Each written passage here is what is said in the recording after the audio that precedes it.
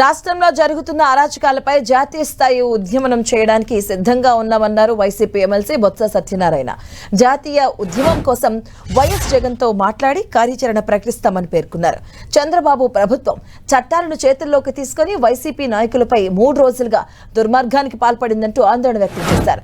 మాజీ మంత్రి అంబటి ఇల్లు దహనం, జోగి రమేష్ ఇంటిపై పెట్రోల్ బాంబులు వేయడం దౌర్జన్య పాలనకు పరాకాష్టాన్ని విమర్శించారు. జరగకూడని సంఘటన జరిగితే అందుకు బాధ్యులు ఎవరంటూ ప్రశ్నించారు. రాష్ట్రంలో మరో బీహార్ మాదిరిగా తయారవుతుందని ఆరోపించారు. శాంతి భద్రతల పర్యవేక్షణకు నియమించబడ్డ రాష్ట్ర డీసీపీ ఏం చేస్తున్నారని మండిపడ్డారు.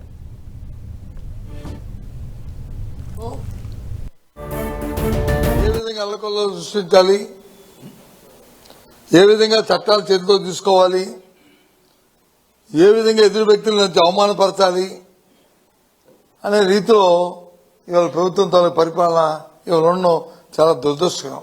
మొత్తం అందరూ రాష్ట్ర ప్రజలందరూ చూశారు, దేశ ప్రజలందరూ చూశారు.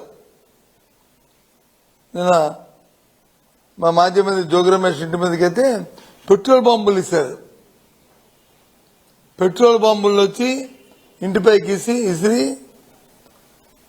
ఇల్లు కాలిపోవడానికి కారణభూతులయ్యారు. ఇది ఎక్కడైనా చూసామండి మనం? ఎప్పుడైనా చూసామండి ఇలాంటి విషయాలు? దానికి వచ్చి అధికారంలో తెలుగుదేశం పార్టీ వాళ్ళతో పాటు పోలీసులు వచ్చి ఒత్తాసు పలికారు. జరగకుండా సంగతి జరిగితే ఎవరు బాధ్యులు? ఏం చేస్తున్నారు ఈ డీజీపీ? ఇదేనా మీకు శాంతి భద్రతలకు వచ్చి మీకు ఇచ్చింది?